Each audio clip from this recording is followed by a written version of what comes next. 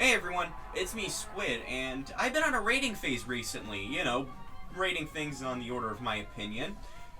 So recently, I went to the store and bought all of the boxes of Kraft mac and cheese I found on the shelf, and now I'll give them all a rating.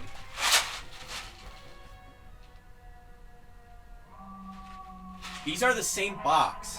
No beating around the bush here. Team Fortress 2 is one of my favorite games of all time. I love everything about it. The characters, the weapons, the gameplay itself. Everything adds up to make one amazing game.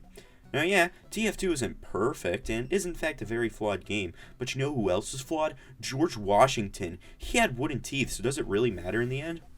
I believe the atmosphere in TF2 wraps it all up with a nice little bow, and said atmosphere wouldn't be a thing without the maps. But there are some maps that don't fit the atmosphere well, or do, but are just overall bad. I wanted to find out what is objectively the worst main map in the game based on what I have seen from the community. Before we jump right into it though, let's put some rules in place. Rule number 1, no event maps. While most event maps are pretty good, that's usually because most of them are edits of pre-existing maps, and original maps aren't as frequent in events as you may think. There's another reason I made this rule, but we'll get to that much later. Rule number 2, no workshop maps. By this, I mean maps that are in the workshop and haven't been put into the game yet. This is because there are a lot of them that are just bad. Community maps that are in the casual pool, we'll be talking about though. Rule number 3, only maps in the casual main game mode section. I'll probably talk about the maps in the other modes some other time, as a part 2 or whatever, but for now, I'm focusing on only the main game modes, which include Attack Defense, Capture the Flag, Control Points, King of the Hill, and Payload. I'll be rating all of these maps in a 4-point scale. 1 means that this map is absolutely horrible, 2 means that it's awful but tolerable, 3 means that it's good either gameplay or design-wise, and 4 means that the map is bad but not awful and has some good redeeming qualities. First up, we have Gold Rush and Payload. This was actually the very first map added to TF2 via an update, and the first Payload map. The Gold Rush update was the first major update to TF2 on April 29th, 2008. Oh great, it's a section map. Yeah, some maps in TF2 have multiple parts to them. I don't really like when that happens. It just makes the game much longer than it should because you go through all of these sections just to do it again on the other team. It is very cluttered and just not laid out well at all. In particular, since maps like these have 3 parts to them since they're smaller, the first and last point is usually in the open while the midpoint is indoors, which is by all means fine for balance purposes, but for a couple of points on sections of the stages, explosives and sentries take center stage, which can get annoying. The design is very confusing, but I'll give it slack for being the first update map. 2 out of 4. The next map, Turbine, is a Capture the Flag map added in the subsequent update, the Pyro update. This is my personal least favorite map. It's not absolutely terrible, but the design is a bit dry and meh. The map has 2 little routes to take. Because of this, flanking classes like Scout and Spy are hard to play, not only because of the little amount of routes, but also because of how congested one of them is. That being the vents, which leaves them vulnerable to demos and soldiers because of very little area to strafe around in. The map is also bad for Sniper by the already low bar set for Sniper on CTF maps, mainly because every spot that's reliable leaves you a small gap to get close to him and kill him. The vents are wasted potential because they could have been used to expand the map by adding additional routes for Spy and Scout to take. The entire map is small, and unlike a map like Harvest, which ups its small size with large open areas, Turbine has 1 small open area, with the rest being hallways and choke points that encourage spam from explosive classes. It's an alright map in the worst game mode, but I don't think it's the worst map in TF2. There are worse. It's the only CTF map in competitive too. 4 out of 4.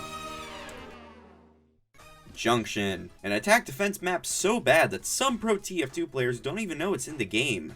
This map is also a community map, and according to teamwork.tf, there are only 16 people on all 120 plus servers running the game at one point. All of these servers are official Valve servers as well, or at least most of them. The first 2 points in this map can be capped at the same time, but after that you have to move on to C, which is right at red spawn. The whole map is all completely indoors too, which works alright for certain modes like Koth and CTF, but god no, not attack defense or any linear game mode for that matter. The maps that are indoors though, they work well because they have minimal choke points and have high ceilings. The map feels very disjointed too. It never feels like the map starts or ends at any point. Junction has so many chokes and low ceilings, which greatly limits movement, as well as so many opportunities for sentry spam. 1 out of 4. Double Cross is a CTF map developed by Valve themselves and added in the War update. Forget what I said about Turbine, this is a worse CTF map. Great atmosphere, great art style, but bad level design. It's a little too small, but also really big at the same time. It allows snipers to play at their fullest potential though, but it's also a downside since snipers can disrupt the whole mid-fight by just sitting on the balcony. Overall though, it's not terrible. 4 out of 4. Egypt is an attack defense map that looks like cheese. This map is just oversaturated with the color yellow, and even then, that color saturation levels are all over the place. I know they were trying to go for an ancient sandy look here, but Lakeside does that exponentially better. There's also a lot of opportunities for sentry spam, and was made worse with the release of the Gunslinger. The best way to power through this map is a full team of Demo Man. While I don't have a problem with that, Demo Man is my favorite class after all, if that's the only way to power through the map, yeah, it's bad. It was made by the same guy that made Junction, but he also made one of my favorite TF2 maps, Harvest. Egypt sucks though, 1 out of 4. Dust Bowl is the first map on this list that was added on October 10th, 2007. That's what we like to call TF2's release date. This was one of the 6 initial maps in the game, and is a remake of Dust Bowl from Team Fortress Classic. Guess what game mode this is? Come on, guess. That's right, attack defense. This is a multi-stage map, and the layout is memorable, but at the same time is also not good. The map is small for an attack defense map, and sometimes it feels like a game ends before it even begins. There is also a lot of places engineers can use to abuse their power. It's a quintessential TF2 map, but not a good one. 3 out of 4. Hoodoo is a payload map that is basically one big hallway. If you thought the choke points on Gold Rush were annoying, you're going to want to bash your head into a wall when you get into the mid points on Hoodoo. Sentries and explosives go from annoying to demonic. The level design is awful here, and the last point is so easy to defend, so it really isn't fair for Blue. A lot of spamming is here too.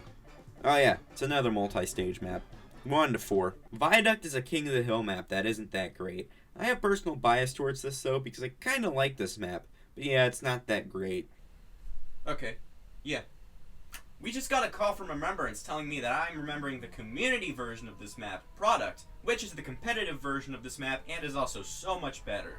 2 out of 4.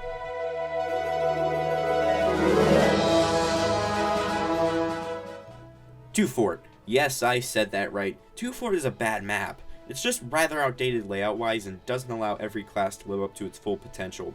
However, it's only an honorable mention because it is the most iconic and recognizable map in TF2, and has some enjoyment to be found.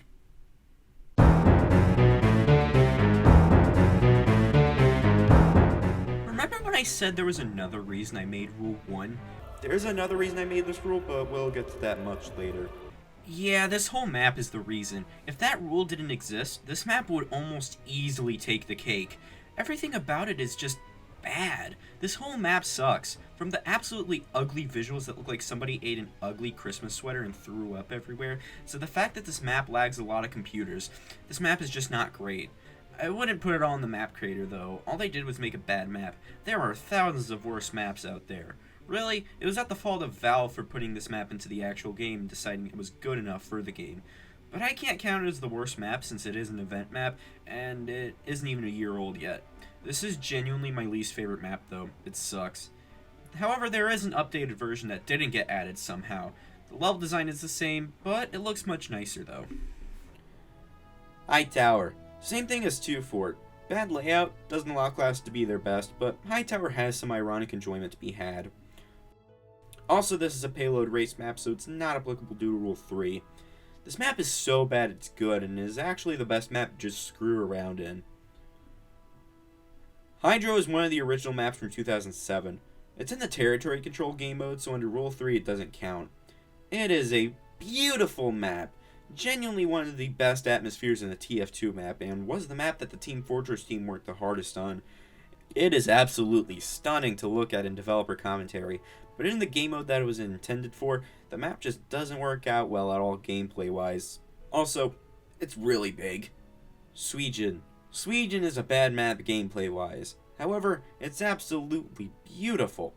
This is the best looking map in the entire game, but it's such a shame the map itself was designed not that great. It's only an honorable mention because that's all I have to say about it though. Well, we're here. We looked at the worst maps on TF2, but now it's time to narrow it all down to one map. The worst map in Team Fortress 2 is... It's Junction. It's f***ing Junction. Dear God, it's a good thing that this map is seldom played. It is absolutely horrid, and sucks. It's worse than Whatville. While Whatville feels too open, Junction is too closed, and that's even worse. TF2 is an open game, and while an indoor map is fine here and there, Junction's execution is horrible, as it limits movement. Just because of how closed it is completely removes an entire game mechanic. You can't stick your rocket jump at this map. Well, you can, but you're gonna hit the ceiling. Junction's visuals are fine, but very basic. But yeah, it limits movement and is just absolutely horrible. The map layout is bad too. Now, of course, it's just my opinions mixed with things that I've seen from TF2 forums and Reddit. If you liked one of the maps I listed, then don't come complaining to me, because this is all just one big opinion fest. If you like Junction, then good for you, but from what I've seen from the TF2 community, a lot of people seem to hate it, myself included. Oh, right, while I was talking about TF2 maps, I finished my mac and cheese rating. It reminds me about how I haven't eaten in 3 days. I caved in. I ate some, but I don't think it's supposed to taste like Reese's. I mean, to be fair, last night's dinner I used the rest of the milk because I also haven't paid the water bill in months, so I used milk as a substitute for water, and then, making the mac and cheese, I used coffee creamer as a substitute for milk. That's probably why.